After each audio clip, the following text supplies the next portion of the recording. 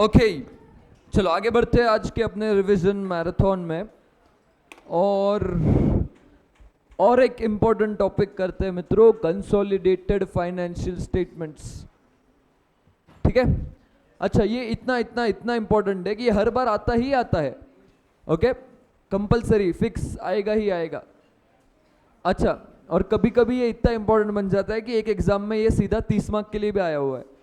ठीक है, अभी नहीं आएगा वैसे, क्योंकि अभी 14 मार्क के ही क्वेश्चंस होते हैं, बट है ये काफ़ी इंपॉर्टेंट टॉपिक है गाइस। ठीक है, काफ़ी इंपॉर्टेंट है क्योंकि हर बार आता है फिक्स। ठीक है, और अगर कोई टॉपिक इतना फिक्स आता है तो वो टॉपिक एकदम अच्छे से करना है, अपनी रिस्पॉन्सिबिलिटी है। ठीक है, तो खुला ही रहने दे बेटा। यस, तो स्टेप्स देख लेते हैं, अभी शुरू करते हैं कि कोई भी क्वेश्चन कंसोलिडेशन का आए तो सोचना कैसे। ठीक है, कंसोलिडेशन का कोई भी क्वेश्चन आए तो तुम सोचोगे कैसे, वो अपन देख रहे हैं अभी। चलो, स्टेप्स फॉर कंसोलिडेशन। ओके, अपने सामने बुक्स रखना गाइस। देखो, सबसे पहला और इंपॉर्टेंट स्टेप सुनो। कंसोलिडेशन करते कब है पहले वो बता देता हूं। कंसोलिडेशन करते कब है, जब मेरी कोई सब्सिडरी कंपनी है। करेक्ट, मेरी कोई सब्सिडरी कंपनी है जिस कंपनी में, अच्छा सब्सिडरी कब बनती है कोई भी कंपनी, कोई भी कंपनी सब्सिडरी कंपनी कब बनती है? मोर देन 50% अगर मेरा शेयर होल्डिंग है तो वो सब्सिडरी कंपनी बन जाएगी। अगर सब्सिडरी कंपनी है तो कंपनीज एक्ट बोलता है कि तुमको सेपरेट फाइनेंशियल स्टेटमेंट्स, मतलब खुद के जो बना रहे हो उसके साथ साथ कंसोलिडेटेड फाइनेंशियल स्टेटमेंट्स भी बनाने पड़ेंगे। ठीक है, मतलब एक इंडिविजुअली दो, एक खुद का दो, और दूसरा फाइनेंशियल स्टेटमेंट कंसोलिडेशन दो, कंसोलिडेटेड दो। ठीक है, ऐसे दो फाइनेंशियल स्टेटमेंट्स इशू करने पड़ेंगे। ओके, तो ऐसा कंपनीज एक्ट ने बोला। अच्छा, कंपनीज एक्ट ने बोल दिया तो उसकी अकाउंटिंग कैसे करनी है, ये अपने को अकाउंटिंग स्टैंडर्ड बताता है कि कंसोलिडेशन करना कैसे। कौन बताता है? As number 21। ठीक है, एएस 21 अपने को बताएगा कंसोलिडेशन करना कैसे। तो देखो अभी इसके स्टेप्स समझो अच्छे से। कोई भी क्वेश्चन अगर आए तो तुम्हें सबसे पहले देखना है कि होल्डिंग का शेयर कितना है। ठीक है, सब्सिडरी में होल्डिंग ने कितना स्टेक लेके रखा है, कितना स्टेक है उसका। जैसे 50% के ऊपर है तो 60 है, 70 है, 75 है, 80 है। ओके, कितना परसेंटेज शेयर है वो तुमको देखना है सबसे पहले। तो अभी ये कैसे देखोगे? एक तो स्पेसिफिकली गिवन रहेगा, मतलब क्वेश्चन में दे देंगे कि एच लिमिटेड अक्वायर्ड 80% शेयर्स, ऐसे स्पेसिफिकली दे देंगे। या तो अगर स्पेसिफिकली नहीं दिया है तो ध्यान रखना, तुम्हें यहां से मिलेगा बैलेंस शीट से होल्डिंग ने कितने शेयर्स खरीदे, ऐसे देंगे। ठीक है, देखो फॉर एग्जांपल दिया है H limited purchased 80 shares in S limited. अभी सब्सिडरी के टोटल शेयर्स कितने? 100 में से कितने अपने पास है? 80, तो परसेंट निकाल सकते हो 80%। ठीक है, तो कभी कभी स्पेसिफिकली सीधा परसेंट दे देंगे। नहीं, अगर परसेंट दिया है तो तुम्हें बैलेंस शीट के इन्वेस्टमेंट में दिखेगा कि होल्डिंग के पास कितने शेयर्स है, तो उसके पास कितने शेयर्स है उसके बेसिस पे निकाल लो कि टोटल परसेंट कितना शेयर्स है। अच्छा, तो होल्डिंग के पास अगर 80 है तो बचा हुआ जो जिसके पास है, बचा हुआ 20% जो है, इसको अपन बोलते हैं माइनॉरिटी इंटरेस्ट। ठीक है, मेजोरिटी शेयर होल्डर अपन है तो बचे हुए शेयर्स जिसके पास है उसको अपन क्या बोलते हैं मित्रों? Minority interest. ठीक है, तो माइनॉरिटी इंटरेस्ट के पास कितना शेयर है ये दूसरा पता कर लेना। तो होल्डिंग माइनॉरिटी का पता करने के बाद तीसरा स्टेप है, ये भी काफी इंपॉर्टेंट है गाइस, डेट ऑफ एक्विजिशन, मतलब किस दिन शेयर्स खरीदे। ये क्यों इंपॉर्टेंट है? देखो, क्योंकि साल के शुरुआत में एक्विजिशन किया है या साल के बीच में किया है, ये जानना बहुत इंपॉर्टेंट है। क्योंकि अपन रिजर्व्स का एनालिसिस करते हैं ना, कि सब्सिडरी के कितने प्रॉफिट्स अपने अक्वायर करने के पहले थे, प्री रिजर्व्स, और सब्सिडरी ने कितने प्रॉफिट्स अपने अक्वायर करने के बाद कमाए हैं, पोस्ट रिजर्व्स। तो इसीलिए डेट ऑफ एक्विजिशन बहुत इंपॉर्टेंट है। ठीक है, अभी पिछले एग्जाम में हुआ था इनफैक्ट, मतलब काफी बच्चों ने सॉल्व कर लिया क्वेश्चन और बाद में पेपर होने के बाद समझा कि मिड ऑफ द ईयर था एक्विजिशन, मतलब साल के बीच में खरीदा था, पूरा क्वेश्चन रॉन्ग हो जाता है। ठीक है, इसलिए ये इनिशियल स्टेप्स बहुत इंपॉर्टेंट है, दिखने को एक लाइन के दिख रहे। ठीक है, लेकिन ये स्टेप्स बहुत इंपॉर्टेंट है। डेट ऑफ एक्विजिशन तुम्हें दिमाग में रखना पड़ेगा कि किस दिन शेयर्स खरीदे। ठीक है, अभी देखो क्वेश्चन को सॉल्व कैसे करना है गाइस, ध्यान रखना। ओके, अभी कंसोलिडेशन करना है। कंसोलिडेशन मतलब क्या करना है, एक दो बैलेंस शीट क्वेश्चन में दी रहेगी, एक रहेगी होल्डिंग की, एक रहेगी सब्सिडरी की। तुम्हें दोनों की बैलेंस शीट ऐड करके लिखनी रहेगी लाइन बाय लाइन, हर एक आइटम होल्डिंग का सब्सिडरी का ऐड करते जाएंगे और लिखना है, ठीक है। लेकिन इसमें अभी कैसे सॉल्व करोगे ये ध्यान रखना। देखो होल्डिंग, मैंने अगर आज शेयर्स खरीदे तो आज के दिन जितने भी रिजर्व्स है इनको बोला जाता है प्री रिजर्व्स, क्योंकि होल्डिंग ने अक्वायर किया है उसके पहले कमाए गए रिजर्व्स है, ठीक है। अच्छा, और मेरे शेयर्स अक्वायर करने के बाद जो कमाए जाते हैं उसको बोलते हैं पोस्ट रिजर्व्स। ये एनालिसिस क्यों करते हैं, क्यों जानना इंपॉर्टेंट है कि प्री रिजर्व्स कितने और पोस्ट रिजर्व्स कितने। ये क्यों इंपॉर्टेंट है गाइस, क्योंकि मैं आज शेयर्स खरीद रहा हूं तो प्री रिजर्व्स के लिए मैं पैसे दे रहा हूं, तो मैंने कितने एक्स्ट्रा पैसे दिए उसको बोलेंगे गुडविल, मैंने कम पैसे दिए तो मेरा फायदा हुआ है, वो जानना इंपॉर्टेंट रहेगा। अच्छा, और मेरे शेयर्स खरीदने के बाद जो रिजर्व्स कमाए वो रिजर्व्स में तो मेरा हक है, वो रिजर्व्स में मेरा कितना हक है वो निकालना पड़ेगा, वो अपने रिजर्व होल्डिंग के रिजर्व्स में ऐड किया जाता है। तो इसलिए प्री रिजर्व्स पोस्ट रिजर्व्स इनका अलग अलग बाइफर्केशन जानना बहुत इंपॉर्टेंट है, ठीक है। प्री कितने पोस्ट कितने। अच्छा, तो अभी ये प्री और पोस्ट कितने ये निकालने के लिए अपन बनाएंगे analysis of profits of subsidiary limited. ये अपने आंसर का वर्किंग नोट 1 होता है, ठीक है। ये स्टेप 5 में जो मैंने लिखा है ये तुम्हारे आंसर का वर्किंग नोट 1 रहेगा, जिसमें प्री रिजर्व्स कितने और पोस्ट कितने ये निकालना तुम्हारा काम रहेगा। तो ये कैसे बनाना है, देखो पर्टिकुलर्स कॉलम, प्री रिजर्व्स का एक कॉलम, पोस्ट रिजर्व्स में अगर जनरल रिजर्व और पीएनएल 2 है तो दोनों के नाम लिख दो, अगर कोई एक ही है तो पोस्ट रिजर्व का एक ही कॉलम बनाओ, ठीक है। तो ऐसा तुमको टेबल बनाना है, ठीक है। अब ये टेबल बना के क्या करोगे, ये टेबल में जितने रिजर्व्स प्री है वो प्री में लिखना, मतलब मैंने अक्वायर किया था फॉर एग्जांपल 1 अप्रैल को, साल के पहले दिन, और उस दिन के रिजर्व्स मेरे को दिए हुए, तो उस दिन जो भी रिजर्व्स थे उनको अपन क्या बोलते हैं, प्री रिजर्व्स, तो वो 1 अप्रैल के रिजर्व्स प्री रिजर्व्स में लिख देना। अच्छा, और रिजर्व्स बड़े होंगे साल के एंड में आते आते, तो जितने रिजर्व्स बड़े हैं ये मैंने बाद में कमाए, ये कौन से रिजर्व्स रहेंगे, ये पोस्ट रिजर्व्स रहेंगे, इनको पोस्ट में लिखना रहता है।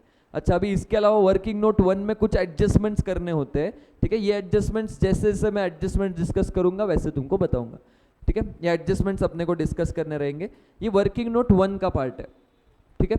इसके बाद वर्किंग नोट 1 की हेल्प लेके अपन बनाते हैं वर्किंग नोट 2 और वर्किंग नोट 3 और वर्किंग नोट 4। कोई भी कंसोलिडेशन का क्वेश्चन करने से पहले ये चारों वर्किंग नोट्स बनाना बहुत इंपॉर्टेंट है, क्योंकि बैलेंस शीट सिर्फ ऐड करनी है लेकिन बैलेंस शीट में कुछ एक्स्ट्रा चीजें भी आएगी और वो चीजें तुमको पहले निकालनी पड़ेगी, तो ये चारों वर्किंग नोट के थ्रू अपन उनको बनाते हैं, ठीक है। जैसे दूसरी वर्किंग नोट क्या है, इस कॉस्ट ऑफ कंट्रोल। अभी कॉस्ट ऑफ कंट्रोल मतलब क्या, मैंने जो सब्सिडरी में शेयर्स खरीदे, कंट्रोल लिया है, वो कंट्रोल लेने को मैंने कितने एक्स्ट्रा पैसे दिए, जैसे फॉर एग्जांपल 100 रुपए के एसेट्स थे उस सब्सिडरी के, ठीक है। मैंने 100% स्टेक खरीदा, वो खरीदने के लिए मैंने 120 रुपए दिए, तो मैंने 20 रुपए एक्स्ट्रा दिए। ये 20 रुपए जो मैंने एक्स्ट्रा दिए क्यों दिए होंगे, गुडविल के दिए होंगे, करेक्ट। तो ऐसे जो एक्स्ट्रा पैसे दिए उसको बोलते गुडविल। अच्छा, कभी कभी हो सकता है सस्ते में मिल जाए इन्वेस्टमेंट, मतलब ये 100 रुपए के एसेट्स के बदले मैंने 80 दिए, तो फिर क्या हुआ, 20 रुपए कम दिए, प्रॉफिट हुआ, इसको बोलते कैपिटल प्रॉफिट, जो कैपिटल रिजर्व में डाला जाता है। तो ये कॉस्ट ऑफ कंट्रोल के थ्रू निकालते। कॉस्ट ऑफ कंट्रोल के थ्रू कैसे निकालेंगे देखना, समझना अच्छे से। कॉस्ट ऑफ कंट्रोल में कॉस्ट ऑफ इन्वेस्टमेंट मतलब क्या, मैंने कितने पैसे दिए हैं, जिसे मैंने 100 रुपए दिए, ठीक है, माइनस करना बदले में क्या मिला, less share in net assets, बदले में 2 चीजों में शेयर मिला, ठीक है। 2 चीज कौन सी, एक शेयर कैपिटल में शेयर मिला और एक प्री रिजर्व्स में शेयर मिला, क्योंकि मैंने जिस दिन खरीदा था उस दिन जो रिजर्व्स थे उनको अपन क्या बोलते हैं, प्री रिजर्व्स, ठीक है। तो मैंने कितने पैसे दिए, मैंने दिए 120 रुपए, बदले में क्या मिला, तो बदले में शेयर कैपिटल मिला और प्री रिजर्व्स में हिस्सा मिला, ठीक है। तो कॉस्ट ऑफ इन्वेस्टमेंट लिख देना, माइनस करना इसके बदले में क्या मिला है, इसके बदले में जो भी मिला है वो लेस कर दो, तो अपना गुडविल पॉजिटिव आया तो गुडविल, नेगेटिव आया तो कैपिटल रिजर्व, ठीक है। अच्छा, अभी एक डिविडेंड का एडजस्टमेंट है, ये जब डिविडेंड का एडजस्टमेंट आएगा तब मैं डिस्कस करता हूँ। दूसरा है working note cost of control, कि एक्स्ट्रा पैसे कितने दिए, सस्ते में कितना मिला वो निकाल लो, ठीक है। अच्छा, गुडविल अगर रहा मित्रों, तो गुडविल बैलेंस शीट में कहाँ दिखता है, इंटेंजिबल असेट्स, ठीक है, नॉन करंट असेट्स में, इंटेंजिबल असेट्स में दिखेगा। अगर कैपिटल रिजर्व है तो कहाँ दिखेगा, रिजर्व है, कहाँ दिखेगा? रिजर्व्स एंड सरप्लस में दिखेगा, ठीक है। तो ये रिजर्व्स एंड सरप्लस में दिखने वाला है। स्टेप नंबर 7 है वर्किंग नोट 3, माइनॉरिटी इंटरेस्ट। मतलब सुनना भी क्या होता है। बैलेंस शीट में ना अपन अपना होल्डिंग का शेयर रहेगा, है ना। फॉर एग्जाम्पल देखो, होल्डिंग का और सब्सिडरी का, PPE property plant and equipment, holding का 100 है, सब्सिडरी का 60 है, ठीक है। मैंने कितना खरीदा है? सिर्फ 80% स्टेक। तो अपन करते क्या है, कंसोलिडेशन करते वक्त पीपीई दोनों का सीधा लाइन बाय लाइन ऐड करके दिखा देते हैं, 100 + 60 160। बट अब मुझे बोलो, सब्सिडरी का जो 60 का असेट था, पीपीई था, उसमें तो मेरा कितना हिस्सा था? सिर्फ 80%, बचा हुआ 20% हिस्सा किसी और का था। तो ये जो किसी और का हिस्सा है, इसको एज अ लाइबिलिटी दिखाया जाता है, क्योंकि अपन कर क्या रहे हैं, सब्सिडरी के पूरे 100% असेट्स ऐड कर रहे हो, 100% लाइबिलिटीज ऐड कर रहे हैं। तो प्रॉब्लम ऐसा है कि बचा हुआ 20% जो है वो माइनॉरिटी इंटरेस्ट का है, अपना तो 100% है नहीं। तो ये 20% जो है किसी और का है, तो ये लाइबिलिटी साइड में दिखाया जाएगा। कहाँ पे दिखाना है? रिजर्व्स के नीचे। रिजर्व्स के नीचे उसको दिखाएंगे कि माइनॉरिटी इंटरेस्ट को कितना पेएबल है, इन एसेट्स में माइनॉरिटी इंटरेस्ट का कितना हिस्सा है। तो माइनॉरिटी का इंटरेस्ट का हिस्सा गाइस मेन 3 चीजों में रहता है, ठीक है। मेन 3 चीजों में माइनॉरिटी इंटरेस्ट का कितना हिस्सा है वो टोटल कर देना, उनका उतना हिस्सा आ जाएगा। क्या? एक तो शेयर कैपिटल में उनका कितना हिस्सा है, जैसे जैसे सब्सिडरी का शेयर कैपिटल है फॉर एग्जांपल 100, उनका कितना है? 20%। तो शेयर कैपिटल में उनका हिस्सा आ जाएगा 20। प्री रिजर्व्स में उनका कितना हिस्सा है वो लिख लेना, पोस्ट रिजर्व्स में उनका कितना हिस्सा है वो लिख लेना, ठीक है। इसके अलावा मैंने एक चौथी चीज लिखी है, ये एक क्वेश्चन में ये एडजस्टमेंट है, preference shares of S limited. सुनना भी, एस लिमिटेड मतलब सब्सिडरी।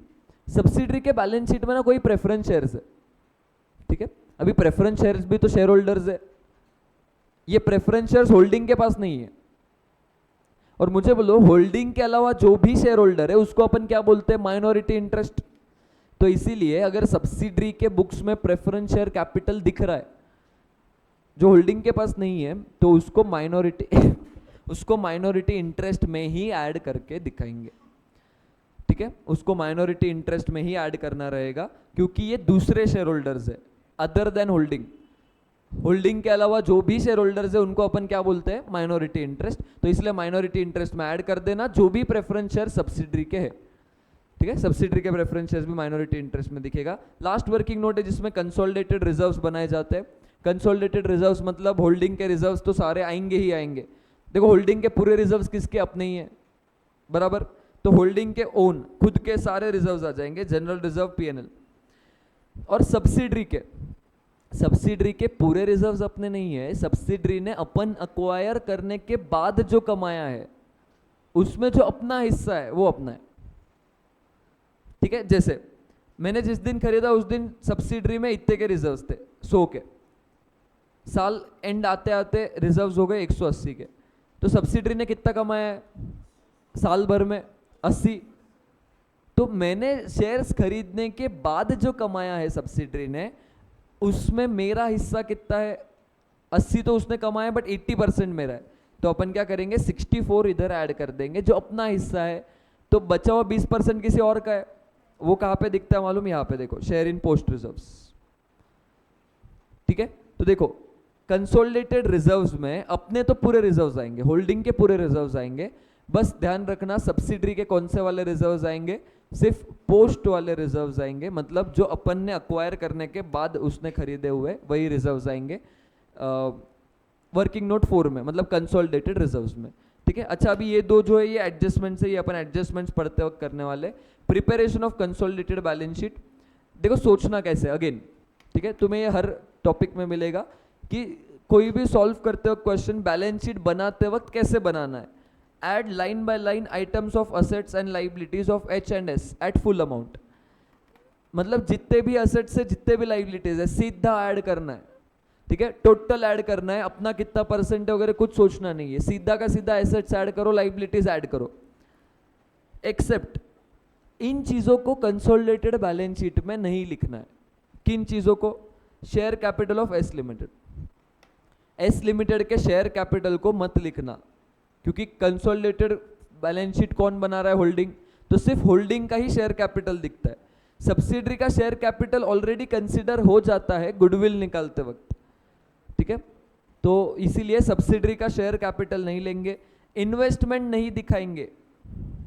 मतलब जो मैंने अभी देखो, होल्डिंग ने कुछ इन्वेस्टमेंट किया है सब्सिडरी में, तो होल्डिंग के इंडिविजुअल बुक्स में दिख रहा होगा असेट साइड में इन्वेस्टमेंट इन एस लिमिटेड। तो ये इन्वेस्टमेंट की अमाउंट को कंसोलिडेटेड बैलेंस शीट में नहीं दिखाया जाएगा। क्यों? क्योंकि ये इन्वेस्टमेंट के बदले में ही तो एसेट्स और लाइबिलिटीज ऐड कर रहे हैं ना, ये इन्वेस्टमेंट के बदले में ही तो एसेट्स और लाइबिलिटीज मिले, तो इसलिए इन्वेस्टमेंट्स को नहीं दिखाया जाता। होल्डिंग ने जो सब्सिडरी में इन्वेस्टमेंट किया है वो balance sheet, consolidated balance sheet में नहीं दिखाया जाएगा। और सब्सिडरी के रिजर्व्स को अलग से नहीं लिखना है, क्योंकि रिजर्व्स को अपन ऑलरेडी कंसिडर कर लेते हैं गुडविल निकालते वक्त और कंसोलिडेटेड रिजर्व्स लिखते वक्त, ठीक है। तो कंसोलिडेटेड बैलेंस शीट में ये तीनों चीजों छोड़ के, ये जो तीन चीजें है, ये तीन चीजों को छोड़ दो, इनके अलावा बाकी सारे चीजों को बस ऐड करते जाना है, ठीक है। सब्सिडरी का शेयर कैपिटल, रिजर्व्स और सब्सिडरी का होल्डिंग का इन्वेस्टमेंट, ये चीजों को छोड़ के बाकी सारी चीजें तुमको बस ऐड करते जानी है और कुछ नहीं करना है, ओके। इसके बाद recognise goodwill capital reserve in consolidated balance sheet. अपन ने अभी अभी देखा गुडविल कैसे निकालते हैं। गुडविल कैसे निकालते हैं? कॉस्ट ऑफ इन्वेस्टमेंट, मतलब मैंने कितने पैसे दिए हैं माइनस बदले में क्या मिला, ठीक है। मैंने कितने पैसे दिए हैं माइनस बदले में क्या मिला, cost of investment minus share in net assets. Share in net assets कैसे निकालते हैं? दो चीजों में अपना शेयर, शेयर कैपिटल में अपना शेयर और प्री रिजर्व्स में अपना शेयर, ठीक है। ऐसे करके निकालते शेयर इन नेट एसेट्स। तो गुडविल या कैपिटल रिजर्व दिखाना बैलेंस शीट में, गुडविल होगा तो इंटेंजिबल एसेट में, कैपिटल रिजर्व होगा तो रिजर्व्स एंड सरप्लस में। माइनॉरिटी इंटरेस्ट को दिखा देना रिजर्व्स एंड सरप्लस के नीचे, ठीक है। मतलब क्या? Share holders funds, share capital, reserves, second heading आएगी minority interest. Reserves and surplus के बाद लिखना है माइनॉरिटी इंटरेस्ट को। रीवैल्यूएशन का इफेक्ट देना है, अनरियलाइज्ड प्रॉफिट का इफेक्ट देना है और इंट्रा ग्रुप ट्रांजैक्शन का एलिमिनेशन। ये तीनों अगेन एडजस्टमेंट से जो भी अपन पढ़ने वाले, ठीक है। इनका बैलेंस शीट बनाते वक्त ये इफेक्ट्स का तुमको ध्यान रखना है, ऐसा सोच के बैलेंस शीट बनानी है, ओके। चलो, तो अभी अपन एडजस्टमेंट्स पढ़ने वाले गाइस, एग्जांपल्स के साथ है, अमाउंट के साथ है। पहले इंडिविजुअल अपन देखेंगे एक एक करके कि इंडिविजुअल एडजस्टमेंट्स का तुम्हें क्या करना है, और फिर एक क्वेश्चन में इनको एक साथ देख लेंगे, ठीक है, कि एक साथ ही एडजस्टमेंट्स आएंगे तब कैसे करोगे। चलो, पहला एडजस्टमेंट जो आता है गाइस, रीवैल्यूएशन ऑफ एसेट। अभी होता ऐसे है कि होल्डिंग ने सब्सिडरी के शेयर्स खरीदे, तो मुझे बोलो होल्डिंग पैसे किस हिसाब से देगा, कि सब्सिडरी के बुक्स में जो एसेट की वैल्यू है वो, या उन एसेट के एक्चुअल फेयर वैल्यू कितनी उस हिसाब से पैसे देगा? एक्चुअल फेयर वैल्यू के हिसाब से, कि इस एसेट की फेयर वैल्यू इतनी, उस हिसाब से पैसे दिए होंगे।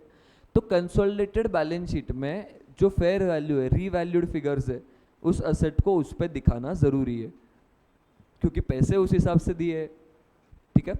तो एसेट का रीवैल्यूएशन अभी उसका इफेक्ट कैसे करना है, ठीक है।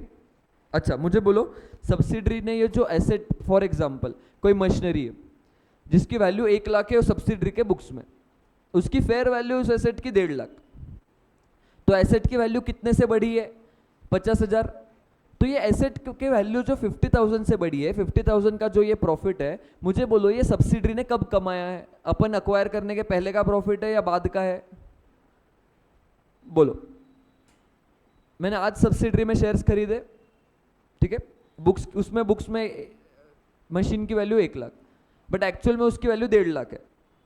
तो ये 1.5 लाख उसकी वैल्यू कब है? अपने अक्वायर करने के पहले की है या बाद की है? पहले की है, पहले ही कमाया होगा, बराबर। तो ये जो 50,000 का प्रॉफिट है, ये क्या करना पड़ेगा? प्री रिजर्व्स में एडजस्ट करना पड़ेगा, प्री रिजर्व्स में ऐड करना पड़ेगा, ठीक है। तो एक इफेक्ट आएगा जो ये असेट को रीवैल्यू करना पड़ेगा। तो रीवैल्यूएशन का इफेक्ट कहाँ दोगे गाइस? प्री रिजर्व्स में, क्योंकि ये जो प्रॉफिट है सब्सिडरी ने पहले ही कमा लिया है, अपन ने अक्वायर करने के पहले। अच्छा, अभी एक ध्यान रखना, मुझे बोलो सब्सिडरी के बुक्स में वो मशीन कितने की थी? 1 लाख। तो उसने डेप्री कितने पे लगाया होगा? फॉर एग्जाम्पल 10% डेप्री, ठीक है। तो उसने क्या किया होगा? 1 लाख पे 10% 10,000 लगाया होगा। बट अब मुझे बोलो मैंने तो उस मशीन की वैल्यू कितनी लगाई थी? 1,50,000। तो मेरे हिसाब से डेप्री कितना होना चाहिए? 15,000। तो उसने 10,000 का डेप्री चार्ज किया होगा, बट मेरे हिसाब से 15 होना चाहिए डेप्री, तुम 5,000 का और डेप्री चार्ज करना पड़ेगा। ठीक है, अभी ये एडजस्टमेंट कब का है मालूम है?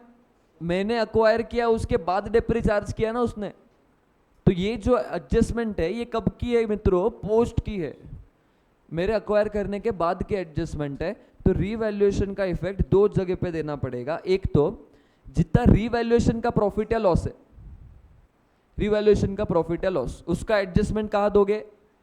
प्री रिजर्व्स में। और इस पर का जो डेप्रिसिएशन का इफेक्ट है उसका एडजस्टमेंट कहाँ दोगे? पोस्ट रिजर्व्स में। ठीक है, प्री और पोस्ट, इसे दो रिजर्व्स में तुमको एडजस्टमेंट देना है। और तीसरी चीज जो ध्यान रखनी है, जब बैलेंस शीट बनाओगे तो मशीन की बुक वैल्यू दिखेगी या रिवाइज्ड वैल्यू दिखेगी? रिवाइज्ड, रिवैल्यूड फिगर्स पे दिखेगा मशीनरी। ठीक है, तो ये तीन चीजें तुमको ध्यान में रखनी है। देखो क्या बोला है, स्टेप वाइज कैसे सोचना है। Find out book value on date of acquisition, मतलब जिस दिन तुमने अक्वायर किया है उस दिन की बुक वैल्यू निकाल लो कि उस दिन उस मशीन की बुक्स में क्या वैल्यू है। ठीक है, तो रिवैल्यूएशन का प्रॉफिट लॉस निकालो। कैसे निकालोगे? Market value on date of acquisition, मतलब मशीन की वैल्यू कितनी? 1.5 लाख, मार्केट वैल्यू माइनस उस मशीन की बुक वैल्यू कितनी है? 1 लाख। तो ये 50,000 का जो प्रॉफिट है ये प्री रिजर्व्स में एडजस्ट होगा। ठीक है, ये प्री रिजर्व्स में एडजस्ट होगा guys, pre reserves on subsidiary. Depreciation का एडजस्टमेंट करेंगे इन पोस्ट रिजर्व्स। डेप्रिसिएशन का एडजस्टमेंट कैसे करोगे? देखो, डेप्री ऑन मार्केट वैल्यू, जो मार्केट वैल्यू उस पर डेप्री लगाना है, मतलब कितने पे? 1.5 लाख रुपए पे, क्योंकि अपन ने तो रीवैल्यू किया था, अपने हिसाब से डेप्री 1.5 लाख पे लगना चाहिए। From date of acquisition till year end, मतलब जिस दिन मैंने खरीदा है तब से लेके साल के अंत तक, उतने पीरियड पे अपने हिसाब से कितना डेप्री होना चाहिए, माइनस डेप्री एक्चुअली जो एस लिमिटेड ने लगाया है। मतलब अपने हिसाब से 15 का डेप्री होना चाहिए, सब्सिडरी ने कितने का लगाया है? 10, तो 15 माइनस 10, 5,000 का एक्स्ट्रा डेप्री चार्ज करना पड़ेगा, जो पोस्ट रिजर्व्स में एडजस्ट करना है। कभी कभी क्वेश्चन में रेट नहीं देते, if rate of depre not given, 10% बोलेंगे ही नहीं, बट रेट निकाल सकते हो। कैसे? वो देंगे कि मशीन की स्टार्टिंग ईयर स्टार्ट में वैल्यू 1 लाख, और तुम बुक्स देखोगे ना सब्सिडरी की, ठीक है, बैलेंस शीट कब की है? ईयर एंड की। ईयर एंड पे तुमको प्लांट एंड मशीनरी की वैल्यू दिखेगी 90,000।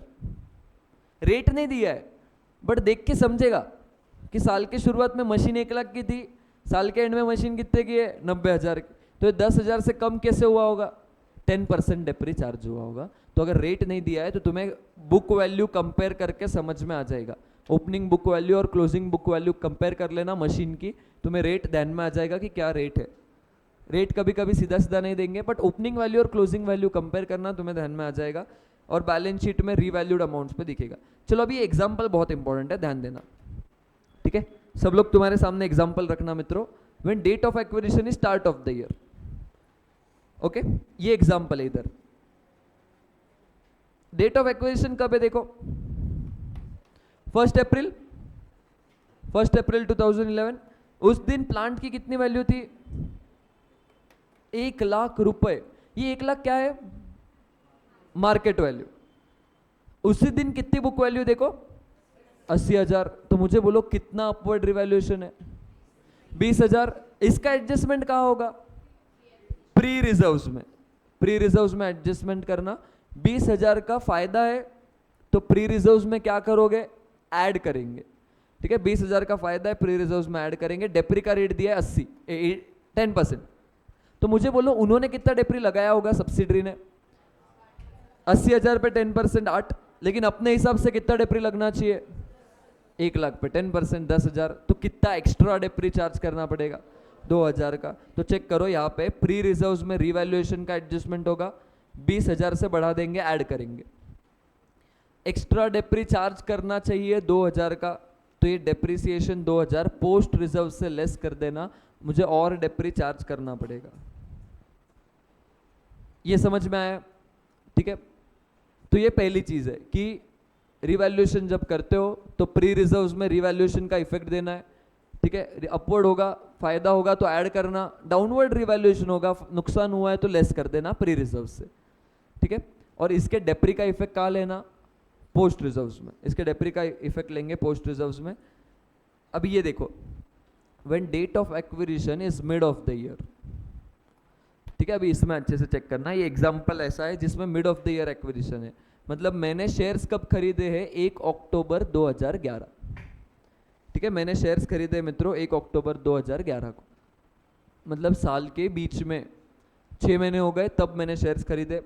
उस दिन बुक वैल्यू, मार्केट वैल्यू कितनी थी, बट उसी दिन की बुक वैल्यू नहीं दी है, बुक वैल्यू दी है 1 अप्रैल की 80,000, रेट ऑफ डेप्री बोला है 10%। देखो अभी यहाँ पे ध्यान रखना, कभी कभी घाई घाई में गड़बड़ क्या हो जाती है, अपन सीधा 80,000 और 1 लाख का डिफरेंस 20,000 का प्रॉफिट ले लेंगे, बट ये गलत है। क्यों?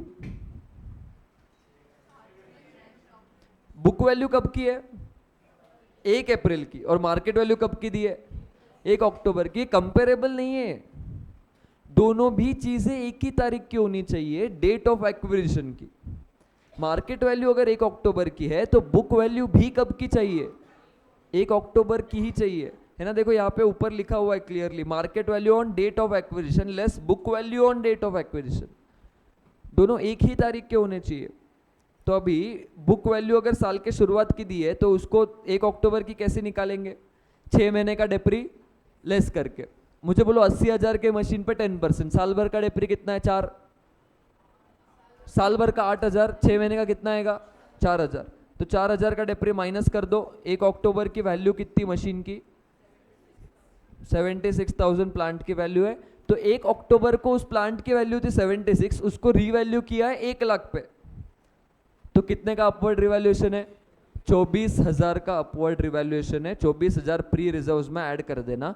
दूसरा, डेप्री जब लोगे तो मैंने अक्वायर कब किया है, 1 अक्टूबर को। मैंने 1 अक्टूबर को शेयर्स खरीदे और 1 अक्टूबर को मशीन की वैल्यू थी 1 लाख जो मैंने लगाई थी। तो 1 अक्टूबर से 31 मार्च, ये 6 महीने का डेप्री मेरे हिसाब से कितना होना चाहिए, 1 लाख पे 10% इंटू 6/12, मेरे हिसाब से 5,000 होना चाहिए ये 6 महीने का डेप्री। लेकिन उन्होंने 6 महीने का कितना चार्ज किया होगा, 4,000, अभी अभी निकाला अपन ने, बराबर। तो और 1,000 का डेप्री चार्ज करना पड़ेगा, एक्स्ट्रा डेप्री चार्ज करना है, प्री रिजर्व पोस्ट रिजर्व से लेस कर देना। ठीक है, जब मिड ऑफ द ईयर आएगा तो ध्यान रखना, market value mid of the year की ही देंगे, लेकिन बुक वैल्यू हो सकता है स्टार्ट की हो, तो बुक वैल्यू भी मिड ऑफ द ईयर की निकालना और फिर कंपेयर करना क्या प्रॉफिट है। ठीक है, बुक वैल्यू भी तुम्हें मिड ऑफ द ईयर की ही निकालनी पड़ेगी, फिर कंपेयर करना पड़ेगा। ये पहला एडजस्टमेंट आता है गाइस रीवैल्यूएशन का। ठीक है, ये पहला एडजस्टमेंट आता है जिसमें रीवैल्यूएशन होता है। रीवैल्यूएशन का एडजस्टमेंट तीन चीजें ध्यान रखनी है। क्या? सबसे पहले रीवैल्यूएशन का प्रॉफिट लॉस, अपवर्ड रीवैल्यूएशन या डाउनवर्ड, उसका एडजस्टमेंट कहाँ करोगे, प्री रिजर्व्स में। इस पर का डेप्री का इफेक्ट कहाँ दोगे, पोस्ट रिजर्व्स में। और जब बैलेंस शीट में एसेट दिखाओगे तो कौन से फिगर पे दिखेगा, रिवाइज्ड वैल्यू पे, रीवैल्यूड फिगर्स पे दिखेगा। ठीक है, ये 3 चीज ध्यान रखनी, ये वाले एडजस्टमेंट की, रीवैल्यूएशन की। देखो इसलिए यहाँ पे वर्किंग नोट 1 में तुम्हें दिखेगा रीवैल्यूएशन का एडजस्टमेंट क्या किया है। रीवैल्यूएशन के एडजस्टमेंट का प्री रिजर्व्स में इफेक्ट दिया है। ठीक है, ऐड या लेस कुछ भी हो सकता है, अपवर्ड रिवैल्यूएशन तो ऐड, डाउनवर्ड है तो लेस। इस पर के डेप्री का इफेक्ट इधर पोस्ट रिजर्व्स में दिया है, पोस्ट पीएनएल में आएगा, पोस्ट पीएनएल में इस पर का डेप्री का इफेक्ट दिया है। ठीक है, डेप्री एक्स्ट्रा चार्ज करना है तो लेस कर दो, डेप्री कम करना है तो ऐड कर दो। अच्छा, डेप्री कम मतलब जैसे फर्नीचर की वैल्यू थी 10,000, ठीक है, तो मैंने उसको डाउनवर्ड रिवैल्यू किया था, मैं 8,000 पे लिया था फर्नीचर का एक्चुअल वैल्यू तो 8 ही थी। तो अभी उन्होंने कितना डेप्री चार्ज किया होगा, 10,000 पे 10% 1,000, बट मेरे हिसाब से कितना होना चाहिए, 800 होना चाहिए। तो डेप्री कम करना है, करेक्ट। यहाँ पे 1,000 का डेप्री उन्होंने चार्ज किया होगा सब्सिडरी ने उसके पीएनएल में, मुझे डेप्री कम करना है। तो डेप्री कम करना है, खर्चा कम करना है, तो क्या करेंगे, ऐड करेंगे, यहाँ पे 200 ऐड कर देना। ठीक है, तो अपवर्ड रिवैल्यूएशन होगा तो एक्स्ट्रा डेप्री चार्ज करना है, डाउनवर्ड रिवैल्यूएशन होगा तो डेप्री रिवर्स करना है। ठीक है, तो ये रिवैल्यूएशन का एडजस्टमेंट है गाइस। ये पहला एडजस्टमेंट जो क्वेश्चंस में आता है, इंपॉर्टेंट एडजस्टमेंट है, काफी बार आता है ये। दूसरा इंपॉर्टेंट एडजस्टमेंट है dividend declared by subsidiary. Subsidiary अगर डिविडेंड डिक्लेयर करती है, ठीक है, दूसरा इंपॉर्टेंट एडजस्टमेंट है, ध्यान देना।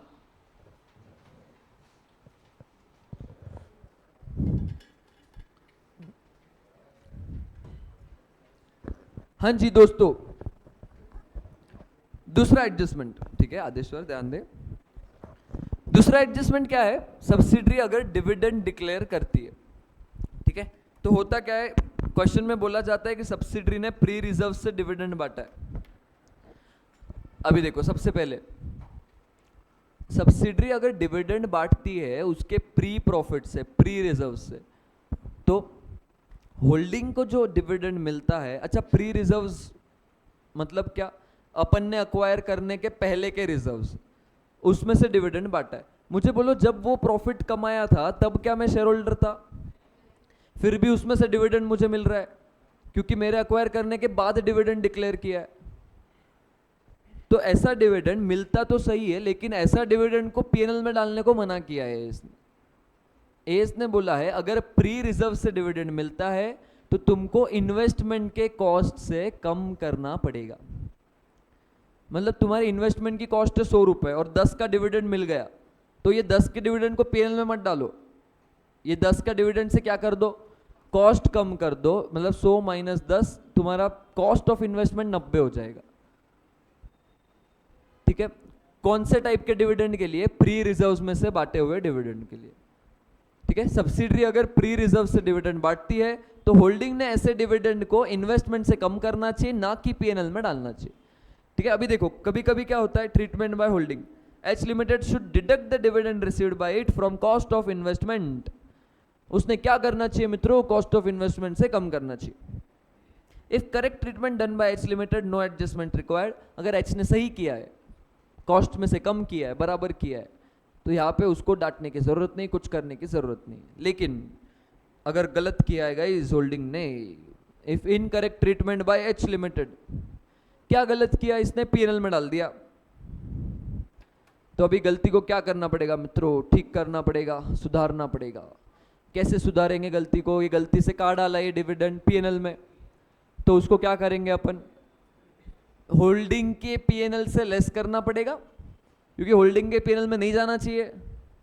और क्या करना चाहिए था इसका सही इफेक्ट, इन्वेस्टमेंट से कम करना चाहिए था, तो दूसरा इफेक्ट क्या कर देंगे, इन्वेस्टमेंट से कम कर देंगे। ये कब करना है, अगर होल्डिंग ने गलत ट्रीटमेंट किया है। तो होल्डिंग ने अगर पीएनएल में डाला है डिविडेंड, गलत ट्रीटमेंट किया है, तो तुम्हें क्या करना पड़ेगा, रेक्टिफाई करना पड़ेगा। कैसे रेक्टिफाई करोगे, कॉस्ट ऑफ इन्वेस्टमेंट से कम कर दो, ठीक है, deduct from cost of investment, cost of investment से कम कर दो, और पीएनएल में गलती से चला गया है तो पीएनएल से भी लेस कर दो। ठीक है, अच्छा अभी होल्डिंग का पीएनएल क्या होता है, देखो वर्किंग नोट 4 में, ये वाले स्टेप 8 में तुमको दिखेगा। ये होल्डिंग का रिजर्व्स इधर है और सब्सिडरी के रिजर्व्स किधर है, वर्किंग नोट 1 में। देखो तुम्हें यहाँ पे दिखेगा, less pre acquisition dividend wrongly credited by H. H ने अगर गलती से कुछ पीएनएल में डाल दिया होगा डिविडेंड, तो यहाँ से हटा दो, यहाँ से लेस कर दो। ठीक है, यहाँ से उसको लेस कर देंगे। और यहाँ पे भी तुमको दिखेगा वर्किंग नोट 2 में, कॉस्ट ऑफ इन्वेस्टमेंट से लेस कर देना प्री एक्विजिशन डिविडेंड में कोई शेयर होगा तो। ठीक है, चलो तो ये डिविडेंड का एडजस्टमेंट एच के हिसाब से। अच्छा अभी सब्सिडरी के हिसाब से सोचते, मतलब वर्किंग नोट 1 में, वर्किंग नोट 1 में क्या एडजस्टमेंट्स करने, मुझे बोलो किस में से डिविडेंड बांटा, प्री रिजर्व्स में से। तो प्री रिजर्व्स क्या हो जाएंगे, उतने कम हो जाएंगे, तो प्री रिजर्व से क्या करना पड़ेगा, लेस करना पड़ेगा। ठीक है, और जब चेंज इन रिजर्व्स कंसिडर करोगे, पोस्ट रिजर्व्स निकालोगे, तो रिवाइज्ड ओपनिंग लेना। मतलब क्या समझो, फॉर एग्जांपल मेरा ओपनिंग बैलेंस था 100 रिजर्व्स का, ठीक है, क्लोजिंग बैलेंस है 150। अभी मुझे बोलो अगर सब्सिडरी 30 रुपए का डिविडेंड बांट देती है, तो सबसे पहला काम क्या होगा, 30 रुपए प्री रिजर्व से लेस कर देना, क्योंकि प्री रिजर्व्स क्या हो गए, उतने कम हो गए।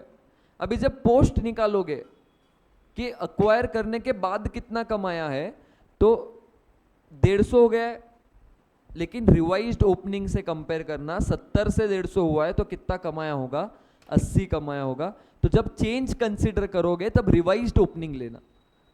ठीक है, देखो वर्किंग नोट 1 में 2 इफेक्ट्स है, अपन इसका एग्जांपल भी देखते हैं। डिडक्ट फ्रॉम प्री रिजर्व्स, ये पहला काम रहेगा। और व्हाइल कैलकुलेटिंग पोस्ट रिजर्व्स, जब पोस्ट रिजर्व्स निकालना है तो उस केस में रिवाइज्ड ओपनिंग बैलेंस तुमको लेना है आफ्टर डिडक्टिंग डिविडेंड। चलो एग्जांपल के साथ इसको समझते हैं। एग्जांपल देखो, इसमें भी start of the year mid of the year दोनों है, ठीक है। चलो एग्जांपल क्या है देखो, एग्जांपल अच्छे से फोकस करना, ओके, क्योंकि इंडिविजुअल एडजस्टमेंट अच्छे से समझेंगे तब जाके उसको एक साथ अप्लाई कर सकते हो। एच लिमिटेड परचेज 80% इन एस लिमिटेड। उस दिन रिजर्व्स कितने थे देखो, 5 लाख। तो ये 5 लाख को मैं कौन से रिजर्व्स बोलता हूँ? Pre reserves. मैं जिस दिन शेयर्स खरीदता हूँ उस दिन जो रिजर्व्स थे उनको मैं क्या बोलता हूँ? Pre reserves. तो 5 लाख के प्री रिजर्व्स थे। एस लिमिटेड ने कितना डिविडेंड बांटा? 1 लाख। एस लिमिटेड ने 1 लाख का डिविडेंड बांटा ऑन 1 जून, इसलिए मेरे को मिल गया। आउट ऑफ किस में से बांटा है देखो, प्री रिजर्व से बांटा है। और क्लोजिंग में रिजर्व्स कितने हैं? 7 लाख, ठीक है। तो देखो अभी पहला काम रहेगा 5 लाख प्री रिजर्व्स में लिख दो। कितना डिविडेंड बांटा है? 1 लाख। अच्छा, जो टोटल डिविडेंड बांटा है वो लेना। ऊपर जब होल्डिंग का ले रहे थे तो सिर्फ होल्डिंग का शेयर लेना, ठीक है। जैसे अभी सब्सिडरी ने 1 लाख का डिविडेंड बांटा है, होल्डिंग के पास 80% शेयर्स है, तो होल्डिंग को कितना डिविडेंड मिला होगा? 80,000। तो होल्डिंग ने पीएनएल में कितना डाला होगा? 80,000। तो जब उसके पीएनएल से हटाओगे तो 80 ही हटाना, ठीक है। ये ऊपर का एडजस्टमेंट जब होल्डिंग का करते हैं तो सिर्फ होल्डिंग के शेयर का एडजस्टमेंट करना, ठीक है। जो जब ऊपर का होल्डिंग का एडजस्टमेंट करते हो तो सिर्फ शेयर ऑफ एच लिमिटेड का ही करना है, शेयर ऑफ होल्डिंग का ही एडजस्टमेंट करना है।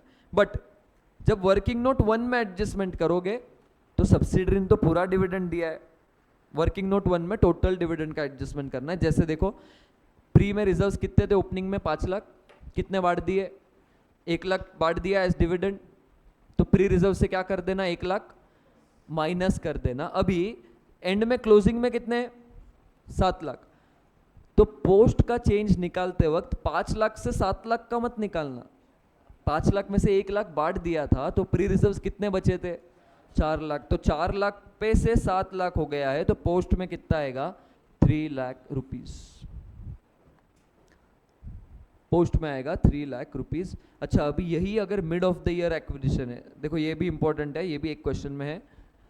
एच लिमिटेड ने 80% शेयर्स खरीदे कब? देखो ये तारीख बहुत इंपॉर्टेंट होती है।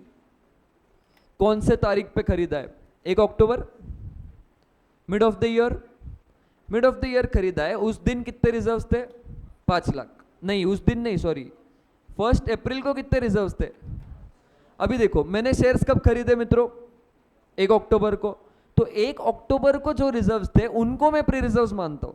लेकिन यहां पे क्या 1 अक्टूबर के रिजर्व्स दिए क्या अपने को? कब के रिजर्व्स दिए? 1 अप्रैल के।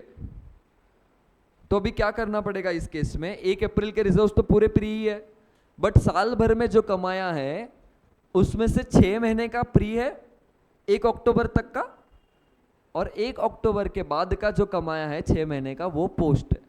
तो जो साल भर में कमाया है उसको बांटना पड़ेगा प्री और पोस्ट में, क्योंकि 1 अक्टूबर के रिजर्व्स नहीं दिए, रिजर्व्स 1 अप्रैल के दिए, ठीक है। देखो अभी इसको कैसे करोगे? 1 अप्रैल के जितने थे वो पूरे क्या थे गाइस?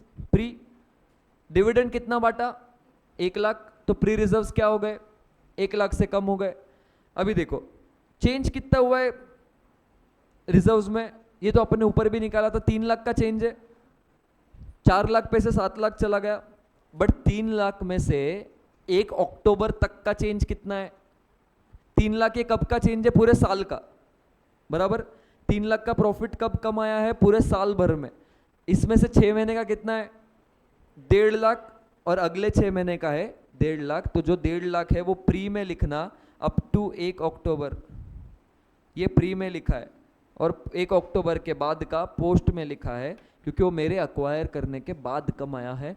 तो ये एडजस्टमेंट ध्यान रखना जब निकाल रहे।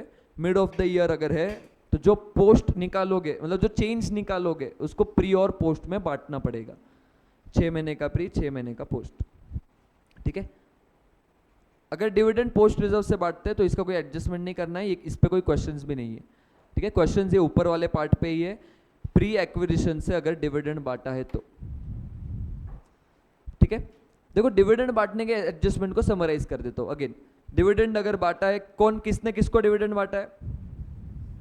सब्सिडरी ने डिविडेंड बांटा है। तो सब्सिडरी ने डिविडेंड बांटा है तो होल्डिंग को मिलेगा, क्योंकि होल्डिंग भी एक शेयर होल्डर है, ठीक है। अभी पहले होल्डिंग के एंगल से सोचते, होल्डिंग को उसका शेयर मिलेगा डिविडेंड का, होल्डिंग ने इस डिविडेंड का क्या करना चाहिए, क्योंकि प्री रिजर्व से बांटा है, क्या करना चाहिए, इन्वेस्टमेंट की कॉस्ट कम करनी चाहिए। लेकिन होल्डिंग कभी कभी क्या कर देता है, पीएनएल में डाल देता है। तो गलत किया तो गलती को सुधारेंगे कैसे, होल्डिंग ने उसके पीएनएल में डाला तो उसके पीएनएल से लेस कर देंगे, मतलब वर्किंग नोट 4, होल्डिंग का पीएनएल होता है वर्किंग नोट 4 में, वहां से लेस कर दो क्योंकि गलती से पीएनएल में डाल दिया था। और सही ट्रीटमेंट क्या करना चाहिए था, इन्वेस्टमेंट के कॉस्ट में लेस करना चाहिए था। तो वर्किंग नोट 2 इन्वेस्टमेंट के कॉस्ट से लेस कर दो जो होल्डिंग का शेयर है, ये होल्डिंग के एंगल से। अभी वर्किंग नोट 1 प्री में से बांटा है तो प्री रिजर्व्स क्या हो गए, कम हो गए, तो प्री रिजर्व से लेस कर दो जितना डिविडेंड बांटा है। और दूसरा चीज, जब चेंज कंसिडर करोगे, पोस्ट कितना है वो चेंज कंसिडर जब करोगे तो रिवाइज्ड ओपनिंग लेना, मतलब 5 लाख में से 1 लाख बांट दिया तो बचा कितना, 4 लाख ही बचा है, तो 4 लाख से 7 लाख हुआ है, तो ऐसे 3 लाख का चेंज कंसिडर करना, ठीक है। रिवाइज्ड ओपनिंग ले लेना जब चेंज कंसिडर करोगे। ये डिविडेंड का एडजस्टमेंट है गाइस, ये भी काफी इंपॉर्टेंट है, जो काफी बार पूछा जाता है, ठीक है। देख लो मित्रों, डिविडेंड का एडजस्टमेंट समझा है क्या। अच्छा, लास्ट इंपॉर्टेंट एडजस्टमेंट जो काफी क्वेश्चंस में आता है वो है अनरियलाइज्ड प्रॉफिट ऑन इन्वेंट्री। देखो ये दो एडजस्टमेंट, रिवैल्यूएशन, डिविडेंड। रिवैल्यूएशन लगभग हर क्वेश्चन में होता है, डिविडेंड किसी क्वेश्चन में होता है किसी क्वेश्चन में नहीं, और ये लास्ट है, ये भी काफी क्वेश्चंस में रहेगा, अनरियलाइज्ड प्रॉफिट ऑन इन्वेंट्री। अच्छा ये क्या है, देखो इंटरेस्टिंग है ये भी। दो तरह का ट्रांजैक्शन हो सकता है, एच ने एस को बेचा है, एच टू एस सेल हुआ है, या एस ने एच को कोई चीज बेची है। हो सकता है आपस में वो ट्रांजैक्शंस करे, एच ने एस को कोई गुड्स बेचे होंगे, ठीक है। चलो फॉर एग्जाम्पल के तौर पे लेते हैं, एच ने क्या किया मित्रों, 100 का माल एस को बेचा है 120 में, तो ये 20 रुपए का प्रॉफिट एच के पीएनएल में गया होगा क्योंकि एच ने बेचा है एस को। अभी तक एस ने आगे बेचा नहीं है किसी को, मतलब ये पूरी इन्वेंट्री एस के इसमें पड़ा हुआ है, तो एस के इसमें स्टॉक कितना दिख रहा होगा, 120। पर मुझे बोलो अभी मैं कंसोलिडेशन कर रहा हूं, ठीक है। कंसोलिडेशन करते वक्त मैंने देखा कि इन्वेंट्री 120, क्या है इन्वेंट्री 120 पे दिखाना सही है as a group? As a group तो मेरे लिए इन्वेंट्री की वैल्यू कितनी है, 100 ही है, तो इसको 120 पे दिखाना गलत है। तो अभी क्या करेंगे, ये 20 रुपए का जो प्रॉफिट है जो अब तक एज अ ग्रुप कमाया ही नहीं है, इसको बोलते हैं अनरियलाइज्ड प्रॉफिट। तो ये इन्वेंट्री से निकालना पड़ेगा। एक इन्वेंट्री कितने पे दिख रही है, 120, उसमें से क्या कर देंगे, 20 का ये अनरियलाइज्ड प्रॉफिट लेस कर देंगे, तो इन्वेंट्री की वैल्यू बराबर 100 पे आ जाएगी। पर इसका दूसरा इफेक्ट भी तो देना पड़ेगा। मुझे बोलो ये 20 का प्रॉफिट किसके पीएनएल में गया होगा, जिसने गुड्स बेचे। किसने गुड्स बेचे, होल्डिंग ने। तो ये 20 का प्रॉफिट कहाँ गया होगा, होल्डिंग के पीएनएल में। तो ये होल्डिंग के पीएनएल से भी 20 का प्रॉफिट हटाना पड़ेगा। और होल्डिंग का पीएनएल कौन से वर्किंग नोट में होता है, वर्किंग नोट 4 में होता है। तो देखो यहाँ पे वर्किंग नोट 4, तुम वर्किंग नोट 4 में आओगे तो यहाँ पे तुम्हें दिखेगा unrealised profit on stock sold by H two S. H ने अगर एस को कुछ बेचा है तो वो तुमको यहाँ पे पीएनएल से लेस करना पड़ेगा। एच के पीएनएल में ये प्रॉफिट गया होगा 20 रुपए का, जो यहां से हटा दो, ठीक है। तो दो इफेक्ट क्या दोगे, इन्वेंट्री से लेस 20 और होल्डिंग के प्रॉफिट से लेस 20, ठीक है। ये दो इफेक्ट तुमको देने जरूरी है। किस चीज के, अगर एच ने एस को गुड्स बेचे, चलो उल्टा सिनेरियो लेते हैं, क्या अभी किसने किसको बेचा था, अभी के इसमें एच ने एस को, अभी किसने किसको बेचा है, एस ने एच को, तो अभी प्रॉफिट किसके पीएनएल में गया होगा, एस के। तो ये क्या करना पड़ेगा, प्रॉफिट एस के पीएनएल से लेस करना पड़ेगा। एस का पीएनएल कौन से वर्किंग नोट में होता है, वर्किंग नोट 1। तो यहां पे तुम देखोगे वर्किंग नोट 1 में अनरियलाइज्ड प्रॉफिट ऑन इन्वेंट्री ये लेस करेंगे एस लिमिटेड के पोस्ट रिजर्व्स में से। पोस्ट रिजर्व्स क्यों, मैंने अक्वायर करने के बाद ये ट्रांजैक्शन हुआ है, उसके पहले हुआ रहता तो वो वैसे भी एक्चुअल प्रॉफिट है ना। जब ये रिलेशनशिप आया था होल्डिंग सब्सिडरी का, उसके बाद ये ट्रांजैक्शन हुआ है, इसलिए उसका इफेक्ट हटाना है। तो अगर सब्सिडरी ने होल्डिंग को बेचा है तो सब्सिडरी के पोस्ट रिजर्व से वो प्रॉफिट परसेंटेज माइनस कर देना, उतना प्रॉफिट माइनस कर देना, और इन्वेंट्री से भी वो 20 रुपए हटा देना, कम कर देना। ठीक है, तो तुम्हें ये इफेक्ट्स देने पड़ेंगे गाइस अगर अनरियलाइज प्रॉफिट और इन्वेंट्री होगा तो। तुम्हारे स्टेप्स देख लो क्या है। Calculate profit which is included in inventory. ठीक है, जो प्रॉफिट इंक्लूडेड है इन्वेंट्री में वो चेक कर लो। Deduct amount of profit from PNL of H limited. ठीक है, अगर एच ने एस को बेचा है तो, ये पहला वाला ट्रांजैक्शन है, एच ने अगर एस को बेचा है तो एच के पीएनएल से हटा दो और इन्वेंट्री से कम कर देना। ठीक है, ये एग्जांपल देख लेते गाइस जल्दी से एग्जांपल पे आओ। H limited sold goods to S. H ने किसको गुड्स बेचे? एस को। ठीक है, एट कॉस्ट प्लस 25%। अच्छा, परसेंट किस पे दिया? ऑन कॉस्ट दिया, ये ध्यान रखना। S limited inventory included goods for 1 lakh which it had purchase from H. S के इन्वेंट्री में 1 लाख के गुड्स पड़े हैं जो किससे खरीदे गए थे? एच से। तो भी एच 1 लाख में क्या एडेड है? प्रॉफिट। वो क्या करना पड़ेगा अपने को? हटाना पड़ेगा। अच्छा, किसने किसको बेचा है? देखो देखो देखो, एच ने एस को, तो प्रॉफिट किसके पीएनएल में होगा? एच के। तो एच के पीएनएल से प्रॉफिट हटाना पड़ेगा और इन्वेंट्री से कम करना पड़ेगा, लेकिन परसेंटेज ऑन कॉस्ट दिया है और 1 लाख तो सेलिंग प्राइस है, ट्रांसफर की प्राइस है, तो फिर इंटू 25/125 कर सकते हो, या तो सीधा 20% ले सकते हो। ठीक है, यहाँ पे मैंने दिया भी हुआ है, देखो। Since percentage profit is given on cost, calculate profit as percent upon 100+%, मतलब 25/125। ठीक है, ऐसे कैलकुलेट करना है तुमको। अमाउंट ऑफ प्रॉफिट है 1 लाख इंटू 25/125, तो 20,000 का प्रॉफिट है। तो 20,000 इन्वेंट्री से भी लेस करना, और यहाँ पे वर्किंग नोट 4 में एच लिमिटेड के रिजर्व से भी लेस कर देना 20,000। ठीक है, देख लो गाइस, सही है। ओके, अगर एस ने एच को बेचा है तो प्रॉफिट इंक्लूडेड है एस के इसमें, तो एस के इससे हटा देना। Deduct the amount of profit from post reserves of S. S के पोस्ट रिजर्व से हटा देंगे और इन्वेंट्री से कम करेंगे। ठीक है, तो ये ट्रीटमेंट्स तुमको देने अगर अनरियलाइज प्रॉफिट होगा तो। ये 3 मोस्ट इंपॉर्टेंट एडजस्टमेंट्स थे जो अभी अभी पढ़े अपन ने। रिवैल्यूएशन, फिर डिविडेंड, और तीसरा अनरियलाइज प्रॉफिट ऑन इन्वेंट्री। ये 3 काफी इंपॉर्टेंट एडजस्टमेंट्स है। इसके अलावा गाइज इंटर कंपनी ओइंग आता है। इंटर कंपनी मतलब आपस का लेन देन। मतलब देखो, एच और एस, एच ने ना एस को कुछ गुड्स बेचे थे, तो एच के इसमें ना एस से रिसीवेबल दिख रहा है, ट्रेड रिसीवेबल्स में एस दिख रहा है 100, और एस के इसमें भी ट्रेड पेएबल्स दिख रहा होगा 100। एस के इसमें पेएबल है, एच के इसमें रिसीवेबल है। अभी जब मैं कंसोलिडेशन करूंगा मित्रों, तो मुझे बोलो एज अ ग्रुप, अब तक तो हम अलग अलग थे, अभी तो हम क्या बन गए? एक। As a group, as a group क्या पेएबल रिसीवेबल है एक दूसरे को? मतलब खुद से ही क्या लूं और खुद से ही क्या दूं? बराबर। तो इस केस में गंदे लोग चुप बैठो। तो यहाँ पे क्या करेंगे इस केस में? अपन एलिमिनेट कर देंगे। मतलब क्या? ट्रेड रिसीवेबल से भी माइनस कर दो 100 और ट्रेड पेएबल से भी माइनस कर दो 100। ठीक है, ना ही ट्रेड रिसीवेबल्स में दिखाएंगे, ना ही ट्रेड पेएबल्स में दिखाएंगे। ठीक है, इंटर कंपनी चीजों को एलिमिनेट करना है, ये ध्यान रखना।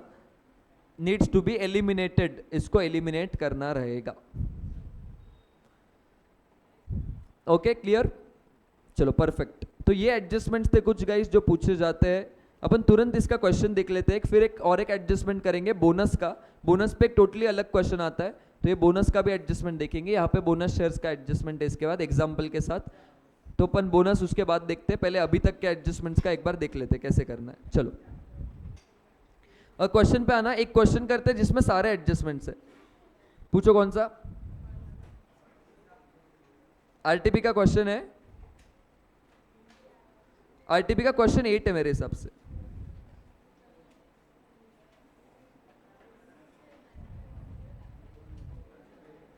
पेज नंबर क्या है, किसी को मालूम है?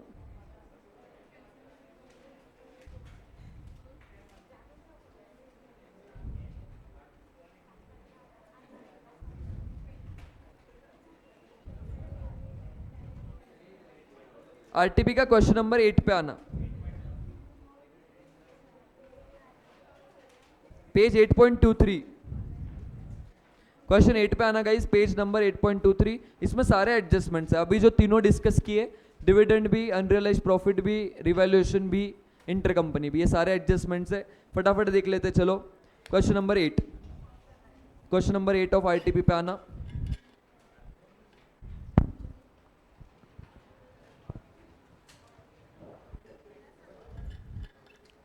यस,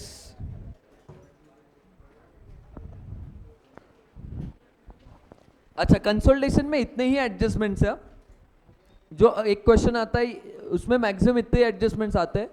एक जो दूसरा टाइप है वो बोनस का है, बोनस का अपन अलग से देखेंगे, फिर बैलेंस शीट वाला पार्ट खत्म हो जाएगा। बैलेंस शीट ही सबसे ज्यादा पूछा जाता है कंसोलिडेशन में। चलो देखो क्वेश्चन 8, स्टेप 1 क्या है अपना मित्रों? स्टेप 1 क्या है? ना ना, होल्डिंग का कितना परसेंट है? परसेंट सीधा सीधा दिया है क्या? देखो दिया है क्या? दिया है क्या? दिया है क्या? ना, होल्डिंग का परसेंट सीधा सीधा नहीं दिया, तो निकाल सकते हो। होल्डिंग के इन्वेस्टमेंट में जाके देखो कितने शेयर्स खरीदे,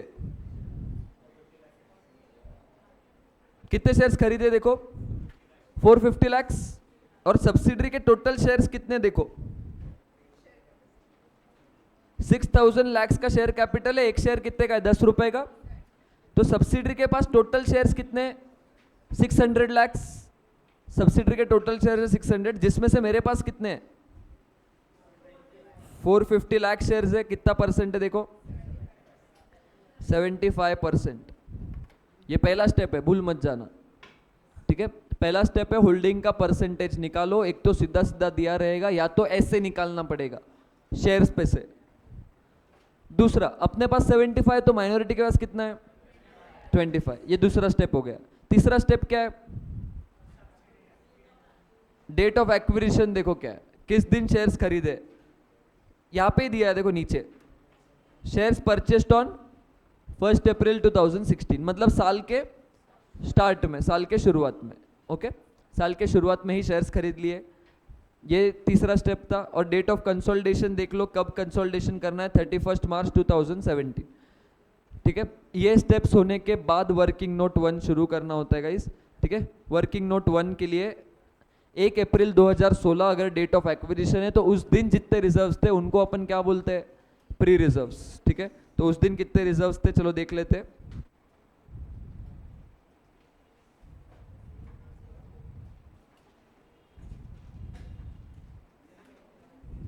यस,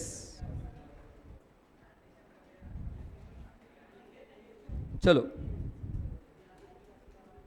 प्री पोस्ट,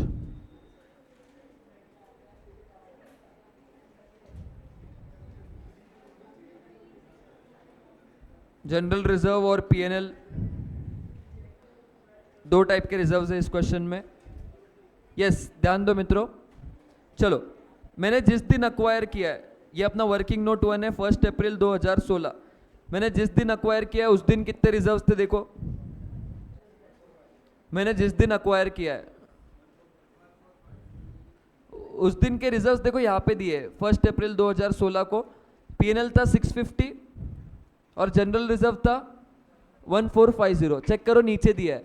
और बैलेंस शीट में जो है वो ईयर एंड के रिजर्व्स है। ओके, तो मैंने जिस दिन अक्वायर किया था मित्रों, उस दिन पीएनएल था 650 और जनरल रिजर्व था 1450, ठीक है। ये पीएनएल और जनरल रिजर्व का बैलेंस दिया है। ओके, मैंने जिस दिन शेयर्स खरीदा था उस दिन की बात है। अभी देखो क्या हुआ है। और क्वेश्चन में डिविडेंड का एडजस्टमेंट है, रिवैल्यूएशन का एडजस्टमेंट है, इंटर कंपनी का एडजस्टमेंट है, अनरियलाइज प्रॉफिट का एडजस्टमेंट है। इतने एडजस्टमेंट्स है, ठीक है। तो अच्छे से एक एक करके करते हैं। सबसे पहले डिविडेंड बांटा है, ठीक है। यहाँ पे डेट गलत थी, 1 में 16, ठीक है। डिविडेंड बांटा है, डिविडेंड अपने को मिला है। मुझे बोलो डिविडेंड किस में से बांटा है? प्री रिजर्व्स में से, क्योंकि कब का डिविडेंड है? पिछले साल का, जब अपने पास शेयर्स थे भी नहीं। एक्स लिमिटेड होल्डिंग ने ये डिविडेंड कहाँ डाल दिया है मित्रों?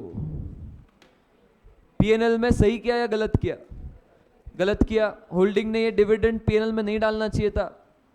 प्री एक्विजिशन डिविडेंड है, प्री रिजर्व से बांटा हुआ डिविडेंड है, क्या करना चाहिए था? कॉस्ट से कम करना चाहिए था। तो ध्यान रखना, होल्डिंग के पीएनएल से इसको लेस करना पड़ेगा और कॉस्ट में से भी लेस करना पड़ेगा। ठीक है, चलो अभी तो वर्किंग नोट 1 का एडजस्टमेंट करते। कितना डिविडेंड बांटा है, कितना परसेंट बोला है? देखो 10%। मुझे अमाउंट बोलो जल्दी देख के। 10% है। 10% ऑफ व्हाट? Share capital. ठीक है, शेयर कैपिटल पे 10% लेना, फेस वैल्यू पे डिविडेंड बांटा जाता है। तो 6000 के इस पे कितना 10%? 6000 का 10% मतलब 600 का डिविडेंड बांटा है, प्री में से लेस कर दो। ठीक है, इसको प्री में से लेस कर दो क्योंकि प्री रिजर्व से बांटा है, प्री रिजर्व कम हो जाएंगे। अभी साल भर में क्या चेंज हुआ है देखते हैं। 16-17 में पीएनएल देखो एंडिंग में कितना है, ये तुमको बैलेंस शीट से देख के मिलेगा। बैलेंस शीट में देखो पीएनएल कितना है, 1250। चलो ये देखो पीएनएल मित्रों 1250 है क्लोजिंग में। साल के शुरुआत में पीएनएल था 650, जिसमें से 600 डिविडेंड बांट दिया था। तो रिवाइज्ड ओपनिंग बैलेंस था 50 पैसे 1250 हो गया है। तो 1200 रुपए पीएनएल में कमाया है पोस्ट रिजर्व्स में। ठीक है, 1200 रुपए पीएनएल कमाया पोस्ट रिजर्व्स में। जनरल रिजर्व देखना कितना है। जनरल रिजर्व एंड में कितना है, 1450। शुरुआत पे कितना था, 1450 है। तो जनरल रिजर्व में कोई चेंज नहीं है, मतलब पोस्ट में कुछ जनरल रिजर्व कमाया ही नहीं है। ठीक है, पोस्ट में कुछ जनरल रिजर्व कमाया ही नहीं है। तो ये डिविडेंड का एडजस्टमेंट एक हो गया है, होल्डिंग वाला बाकी है। ठीक है, होल्डिंग वाला डिविडेंड का एडजस्टमेंट बाकी है। आगे बढ़ते, डिविडेंड का एडजस्टमेंट होल्डिंग वाला बाकी है। अभी आगे बढ़ते, रिवैल्यूएशन देखो क्या दिया है। Y limited plant and machinery showed a balance of 4000 on 1 April. ठीक है, अपने सब्सिडरी का प्लांट एंड मशीनरी का कितना बैलेंस था, 4000 1 अप्रैल, मतलब जिस दिन खरीदा उस दिन। It was revalued upwards by 1000 lakh. Revaluation का प्रॉफिट दे दिया है। ये रिवैल्यूएशन का प्रॉफिट किस में एडजस्ट करते हो, बोलो? जो अपवर्ड रिवैल्यूएशन किया है वो किस में एडजस्ट करोगे, प्री में या पोस्ट में? प्री रिजर्व्स में। मेरे अक्वायर करने के पहले का प्रॉफिट है, तो ये 1000 का जो प्रॉफिट है अपवर्ड रिवैल्यूएशन है, ये 1000 का प्रॉफिट अपन प्री रिजर्व्स में ऐड कर देंगे। अभी इस पर का डेप्री का इफेक्ट लेना पड़ेगा। डेप्री के इफेक्ट के लिए परसेंटेज दिया है क्या डेप्री का, चेक करो। डेप्री का परसेंट दिया है क्या?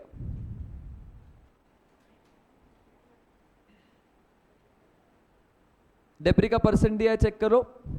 नहीं दिया है, तो डेप्री का परसेंट निकालना पड़ेगा। कैसे निकालोगे? 4000 की मशीन की वैल्यू थी साल के शुरुआत में। मशीन की वैल्यू साल के एंड में देखो कितनी है, सब्सिडरी क्या 3600। तो कितने से कम हुआ है, 400 से कम हुआ है, मतलब 10% का डेप्री चार्ज हुआ होगा। तो तुमने जो 1000 लाख ऊपर रिवैल्यू किया था उस पर एक्स्ट्रा डेप्री चार्ज करना पड़ेगा 10%, मतलब 100 रुपए तुमको प्री रिजर्व से माइनस करना पड़ेगा। ठीक है, 100 कैसे आया, जो 1000 का एक्स्ट्रा रिवैल्यू किया था उस पर का डेप्री। ठीक है, जो 1000 का एक्स्ट्रा रिवैल्यू किया था उस पर का डेप्री का इफेक्ट ले लिया। तो रिवैल्यूएशन का एडजस्टमेंट हो गया है। इसका बस बैलेंस शीट बनाते वक्त ध्यान रखना, जो मशीन की वैल्यू है वो रिवाइज्ड फिगर्स पे आएगी। रिवाइज्ड मतलब कितने की, देखो होल्डिंग के तो इसमें कोई चेंज नहीं है, 5275 ही आएगा।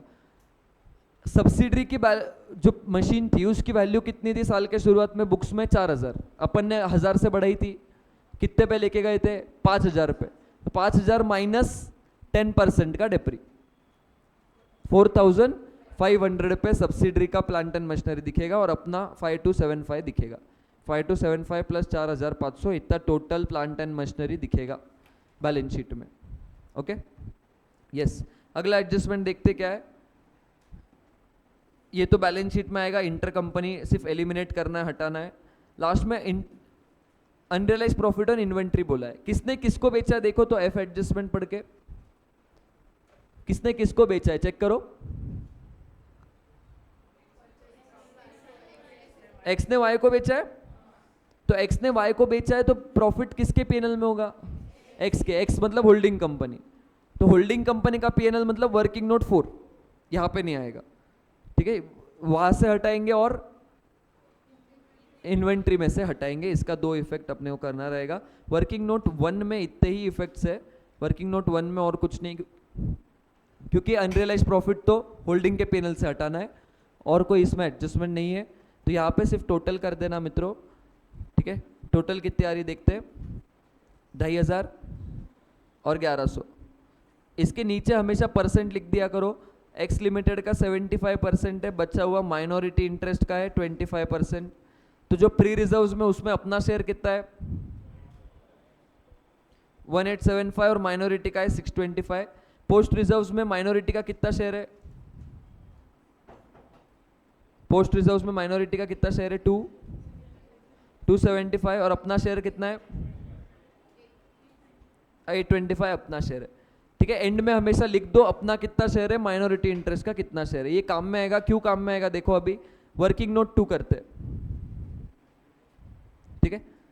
वर्किंग नोट 1 हो गई हो तो वर्किंग नोट 1 सबसे ज्यादा इंपॉर्टेंट है, क्योंकि इसी का यूज करके आगे के वर्किंग नोट्स बनाए जाते हैं, ठीक है। अभी वर्किंग नोट 2 देखना, working note 2 cost of control, working note 2 cost of control. Cost of control में क्या किया जाता है गाइस, कॉस्ट ऑफ कंट्रोल में जो अपनी कॉस्ट ऑफ इन्वेस्टमेंट है वो लिखना है। होल्डिंग की कॉस्ट ऑफ इन्वेस्टमेंट तुमको होल्डिंग के बैलेंस शीट से मिलेगी। होल्डिंग के बैलेंस शीट में देखो इन्वेस्टमेंट की कॉस्ट कितनी है 6800, बट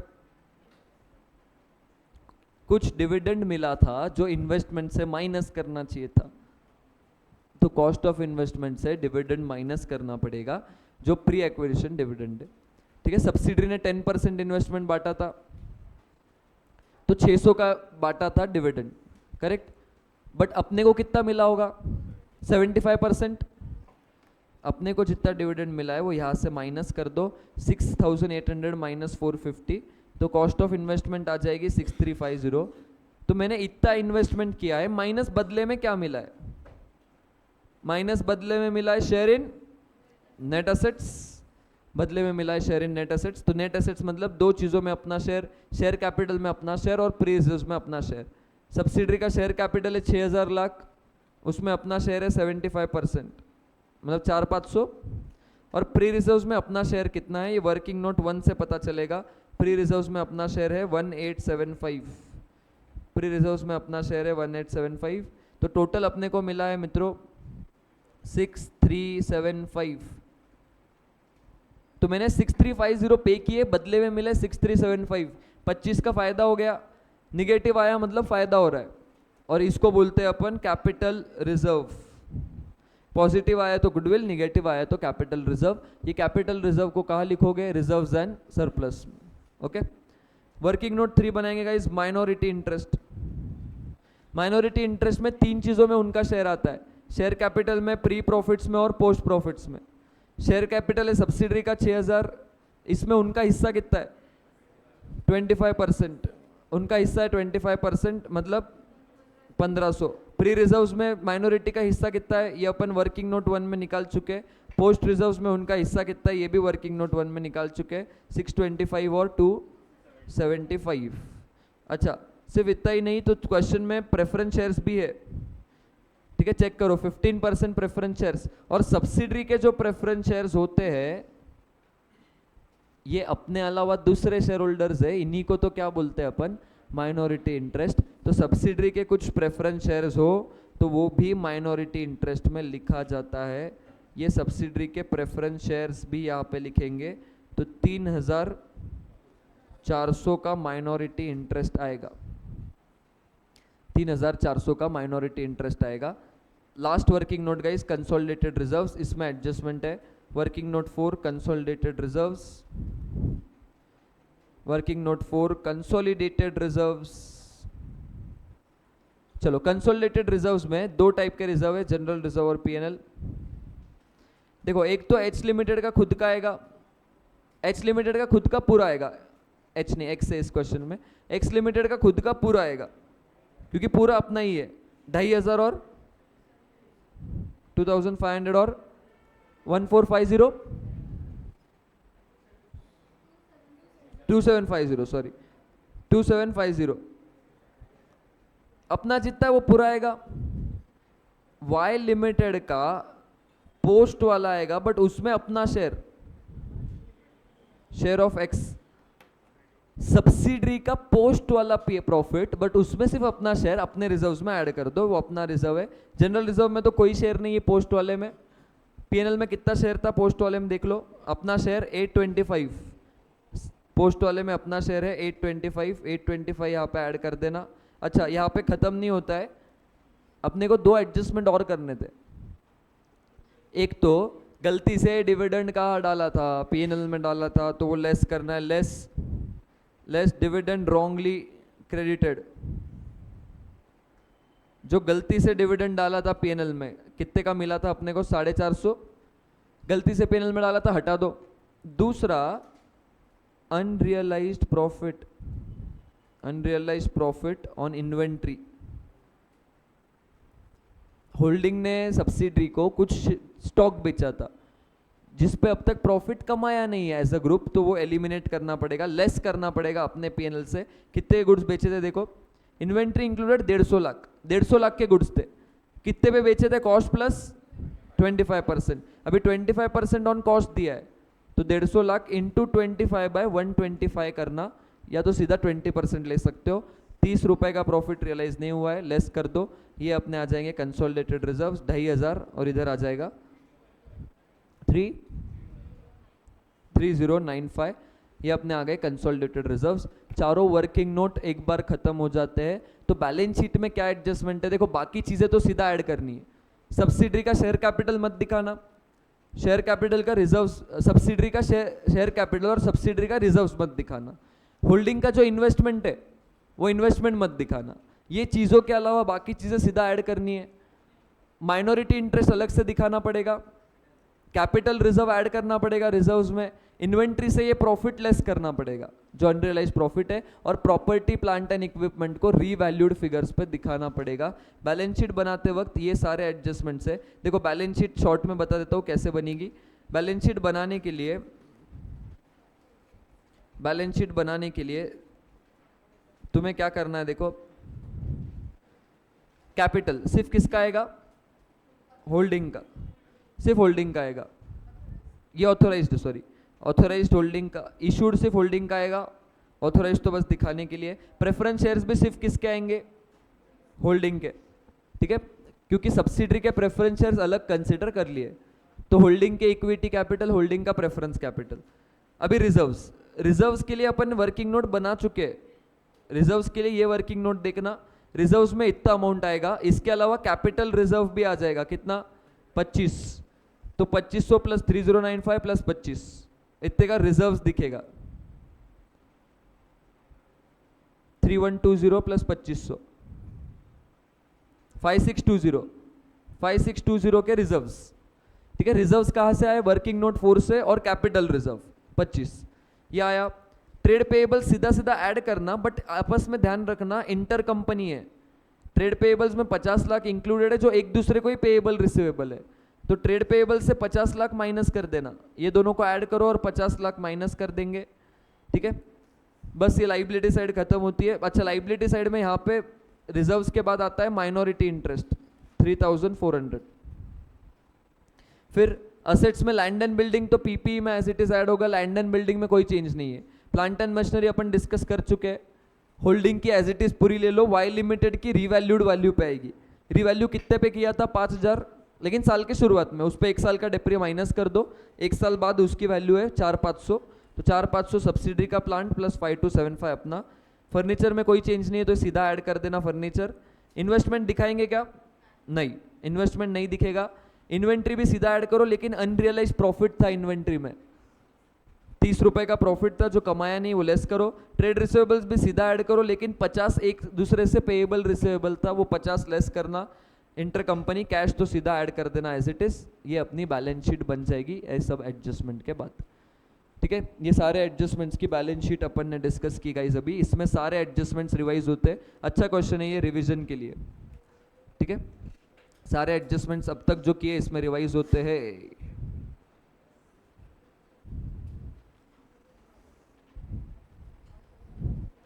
ठीक है, अभी और क्या बचता है मालूम है? बोनस का एक एडजस्टमेंट है, बोनस का एक क्वेश्चन है। अभी बोनस का एडजस्टमेंट क्या है? बोनस के एडजस्टमेंट में तुम्हें करना क्या है, देखो ये एग्जाम्पल के थ्रू समझते हैं। ठीक है, ये एग्जाम्पल देखोगे तो तुम्हें ध्यान में आ जाएगा। एच लिमिटेड परचेस्ड, ठीक है, एग्जाम्पल देखो, फोकस करो एग्जाम्पल पे। H limited purchase 600 equity shares, कब? 1 अप्रैल को। एक्विजिशन का डेट क्या है? 1 अप्रैल। कितने शेयर्स खरीदे मित्रों? 600 शेयर्स खरीदे। उस दिन जनरल रिजर्व था 10, पीएनएल था 6000। ठीक है, उसके बाद क्या बोला है देखो, position of S limited on 31 March is as below, मतलब ईयर एंड। ईयर एंड पे कैपिटल है 15 लाख, जनरल रिजर्व है 6500, पीएनएल है 8000। S limited declared dividend of 20% on 1 में। It also declared bonus of 1 share for every 2 shares held on 1 सितंबर। सुनो, ये एक important adjustment है, मॉड्यूल का ही क्वेश्चन है। बोनस के हिसाब जब रहेगा तब क्या करोगे? अभी देखो, मैंने कितने शेयर्स खरीदे थे? 600। सब्सिडरी के टोटल शेयर्स कितने थे? 15,000 का शेयर कैपिटल, 10 का एक शेयर। 1500 शेयर्स में से मेरे पास कितने हैं? 600। कितना परसेंट होता है? 40%। फिर तो एक मेरी होल्डिंग सब्सिडरी नहीं हुआ इधर। इस क्वेश्चन में बोनस इशू हुआ है। मैंने 600 शेयर्स खरीदे थे साल के शुरुआत में, ये 1500 शेयर साल के एंड के है। ठीक है, तो देखो ऐसा एक टेबल बनाना पड़ेगा, शेयर होल्डिंग टेबल। ठीक है, मेरे पास पहले कितने शेयर्स थे? 600। बोनस कितना मिला है? 2:1, मतलब हर 2 शेयर के लिए 1 शेयर। तो 600 शेयर्स के बदले में कितना बोनस मिलेगा? 300। तो मेरे पास ईयर एंड पे कितने शेयर्स हो जाएंगे? 900। तो 1500 में से 900 मेरे पास है, मतलब कितना परसेंट? 60% शेयर्स मेरे पास है, मतलब बचा हुआ किसके पास है? माइनॉरिटी इंटरेस्ट के पास 40%। तो पहले मैंने ये कॉलम पूरा फिल कर दिया है। ठीक है, ये कॉलम पहले पूरा फिल कर दिया है। तो अभी परसेंटेज समझ गया है, तो बचा हुआ टेबल भी फिल कर देना। 600 60% है, बराबर। अपने पास कितना था? 60%। तो 600 60% है, तो बिफोर बोनस शेयर्स कितने थे? 1000 शेयर्स थे। बोनस कितना बांटा है टोटल? 1000 शेयर्स पे 500 का बोनस बांटा है, ऐसे 1500 के शेयर्स हो गए एंड में। तो ये बचा हुआ टेबल फिल कर दिया परसेंटेज निकलने के बाद। ठीक है, ये पहला ऐसा टेबल बनाना बहुत इंपॉर्टेंट है, शेयर होल्डिंग टेबल। ये कहाँ पे काम में आएगा अभी समझेगा। ठीक है, मेरा डेट ऑफ एक्विजिशन क्या था? 1 अप्रैल। 1 अप्रैल को जो रिजर्व्स थे, ये कौन से वाले रिजर्व्स है? प्री। तो 1 अप्रैल को थे 10,000 और 6,000 के रिजर्व्स, तो 16,000 ये प्री रिजर्व्स में लिखा है, देखो बराबर है। अभी अभी क्या हुआ है देखो, डिविडेंड बांटा है, किस में से? प्री रिजर्व्स में से। लेकिन डिविडेंड कब बांटा है? देखो बोनस के पहले। डिविडेंड का परसेंट कितना है? 20%, 20%। और बोनस के पहले मेरे पास कितने शेयर्स थे? देखो यहां पे निकाला था ना, बोनस के पहले सब्सिडरी के कितने शेयर्स थे? 1000 शेयर्स। एक शेयर कितने का था? 10 का। तो बोनस के पहले 10,000 का कैपिटल था सब्सिडरी का। कितना कितना डिविडेंड बांटा उसने? 20%। तो 10,000 के शेयर कैपिटल पे 20% डिविडेंड उसने बांटा है। कितने का डिविडेंड बांटा है? 2000 का। ठीक है, ये क्यों बिफोर बोनस के शेयर्स लिए? डिविडेंड बोनस के पहले ही बांटा था, तो तब 10,000 का ही कैपिटल था, तो 10,000 पे 2000 का डिविडेंड बांटा है। प्री में से क्या कर देंगे मित्रों? लेस कर देंगे, क्योंकि प्री रिजर्व्स क्या हो गए? उतने कम हो गए। फिर बोनस भी बांटा है, और बोनस किस में से बांटा है? ये भी जनरल रिजर्व में से बांटा है। ठीक है, out of general reserve. Bonus general reserve से बांटा है। अभी बोनस का अमाउंट कितना, ये भी यहां से मिल जाएगा। ये देखो कितने बोनस शेयर्स दिए थे? 500 शेयर्स बोनस में बांटे। एक शेयर कितने का है? 10 का। तो बोनस का अमाउंट कितना है? 5000 का बोनस बांटा हुआ है। कहां से बांटा है? प्री रिजर्व से बांटा है, तो 5000 भी प्री रिजर्व से लेस कर दो। ठीक है, डिविडेंड जो बांटा है वो भी प्री रिजर्व से लेस कर दो, बोनस भी जो बांटा है वो भी प्री से बांटा है, तो प्री रिजर्व से लेस कर दो। अभी जब चेंज कंसिडर करोगे तो रिवाइज्ड बैलेंसेस लेना। मतलब क्या? पीएनएल का ओपनिंग बैलेंस कितना था? देखो 8, सॉरी ये क्लोजिंग बैलेंस है। पीएनएल का ओपनिंग बैलेंस कितना था जिस दिन मैंने शेयर्स खरीदे थे? 6000। इसमें से कितना डिविडेंड बांटा था? 2000। तो रिवाइज्ड ओपनिंग बैलेंस कितना है? 4। 4 पे से कितना हो गया? 8। तो पोस्ट में कितना आएगा पीएनएल? 4000। अभी जनरल रिजर्व, जनरल रिजर्व देखो साल के शुरुआत में कितना था जनरल रिजर्व? 10। बोनस बांटा था इसमें से कितने का? 5000 का। तो रिवाइज्ड ओपनिंग बैलेंस कितना हो गया जनरल रिजर्व का? 5। 5 पे से एंड पे कितने पे आ गया है? 6500। तो जनरल रिजर्व पोस्ट में आएगा 1500 रुपए। ये वर्किंग नोट 1 में बोनस का इफेक्ट आता है बस। ये एक एक्स्ट्रा नोट बनेगी, ये शेयर होल्डिंग टेबल एक एक्स्ट्रा बनेगा, ठीक है। शेयर होल्डिंग टेबल बस एक एक्स्ट्रा बना लेना, मतलब कितना परसेंट अपना शेयर है वो निकालने के लिए, टोटल कितने शेयर्स थे, बोनस कितना है वो निकालने के लिए तुमको ये काम में आएगा। शेयर होल्डिंग टेबल एक एक्स्ट्रा बनाना है। उसके अलावा वर्किंग नोट 1 में बस बोनस प्री से माइनस करना, ये एक एक्स्ट्रा है। बोनस प्री से माइनस कर देना और चेंज कंसिडर करते वक्त रिवाइज्ड वैल्यू लेना, ठीक है। ये पूरा बोनस का एडजस्टमेंट है गाइस। इस पे भी मॉड्यूल का एक क्वेश्चन है, एकदम आखिरी क्वेश्चन है मॉड्यूल का, ठीक है। ये बोनस वाले पे ही है, ये पूरा बोनस का इफेक्ट यहाँ पे दिया गया है, तुमको क्या देना है एग्जाम्पल के साथ। वर्किंग नोट 1 में ही चेंज है, बाकी और कोई चेंज नहीं है। लास्ट जो बैलेंस शीट बनाते वक्त ध्यान रखना है वो है यूनिफॉर्म अकाउंटिंग पॉलिसीज। अब ये छोटा सा पॉइंट है, बट मई 24 में क्या किया था मालूम है? ये छोटे से पॉइंट का एक एडजस्टमेंट डाल दिया था। अभी बहुत लोगों ने ये पॉइंट पे ध्यान ही नहीं दिया था, तो वो एडजस्टमेंट समझा ही नहीं किसी को, ठीक है। तो इसीलिए ये छोटा सा पॉइंट है, बट ध्यान रखो यूनिफॉर्म अकाउंटिंग पॉलिसीज मतलब क्या? होल्डिंग गाइज यूज करता है वेटेड एवरेज, सब्सिडरी यूज करता है फीफो। तो एक ही बैलेंस शीट में एक ही टाइप के इन्वेंट्री के लिए दो अलग अलग मेथड्स कैसे चलेंगे? पॉलिसीज यूनिफॉर्म होने चाहिए ना, सेम होने चाहिए। तो किसको सुनना पड़ेगा, किसको चेंज करना पड़ेगा बोलो? सब्सिडरी को सुनना पड़ेगा। सब्सिडरी को फीफो के हिसाब से नहीं, वेटेड एवरेज के हिसाब से वैल्यू करना पड़ेगा। तो सब्सिडरी के इन्वेंट्री की वैल्यू क्या हो जाएगी? चेंज हो जाएगी, बराबर। तो ये एक एग्जांपल है यूनिफॉर्म अकाउंटिंग पॉलिसीज में। ध्यान रखना, होल्डिंग जो पॉलिसीज यूज करता है सब्सिडरी को भी वही पॉलिसीज यूज करने पड़ेंगे और उसके हिसाब से एडजस्टमेंट्स करने पड़ेंगे। मतलब सब्सिडरी को जो ऑलरेडी बनाई हुई बैलेंस शीट है ना, उसमें कुछ चेंजेस कर देना। जैसे देखो मैंने एक एग्जांपल लिया है, तुरंत ही एग्जांपल देख लेते हैं। सब्सिडरी के रिजर्व्स दिए मित्रों 1 लाख, सब्सिडरी के ट्रेड रिसीवेबल्स दिए 198, सब्सिडरी का इन्वेंट्री दिया 1.5 लाख, सब्सिडरी के अदर करंट एसेट्स दिए 10,000, ठीक है। अच्छा, ऐसा क्वेश्चन भी है मॉड्यूल में, तुम जब मॉड्यूल देखोगे तुमको ध्यान में आएगा।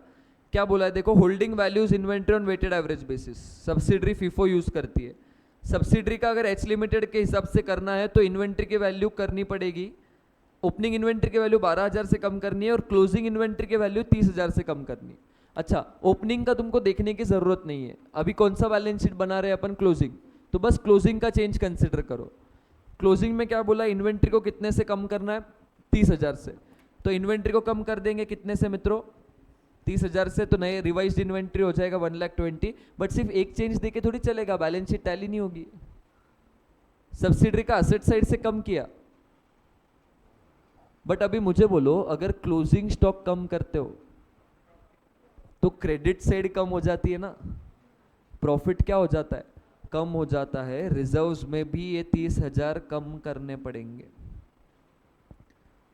मतलब असेट साइड से 30 कम किए, रिजर्व से भी 30 कम करने पड़ेंगे। एस लिमिटेड सब्सिडरी क्या करती है? 1% डिडक्ट करती है from trade receivables as general provision against doubtful debts. Subsidiary 1% का प्रोविजन बनाती है, होल्डिंग नहीं बनाती। तो सब्सिडरी ने भी प्रोविजन नहीं बनाना चाहिए, ठीक है। तो अभी सब्सिडरी के ये जो ट्रेड पेएबल्स है, मुझे बोलो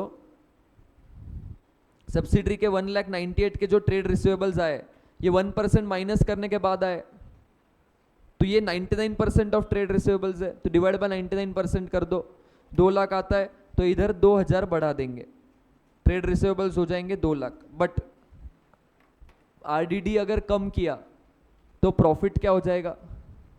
खर्चा कम करते हो तो प्रॉफिट क्या होगा? बढ़ जाएगा। तो रिजर्व्स में भी 2,000 ऐड हो जाएगा।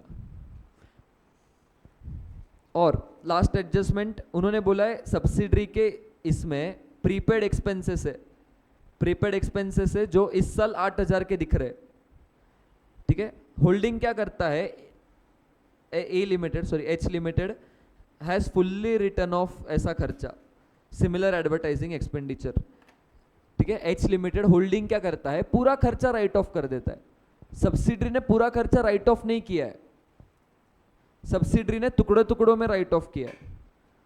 तो ऐसा नहीं चलेगा, सब्सिडरी को भी पूरा राइट ऑफ करना पड़ेगा। सब्सिडरी के इसमें कितना बचा है जो उसने राइट ऑफ नहीं किया अब तक, 8,000 बचा है 2011 में, मतलब इस साल 8,000 बचा है जो अब तक राइट ऑफ नहीं किया है प्रीपेड एक्सपेंस। तो यहाँ पे राइट ऑफ करना पड़ेगा, ये खर्चा पीएनएल में डालना पड़ेगा। 8,000 अदर करंट एसेट से कम कर देंगे और पीएनएल में राइट ऑफ किया खर्चा तो रिजर्व्स भी 8,000 से कम हो जाएंगे, ठीक है।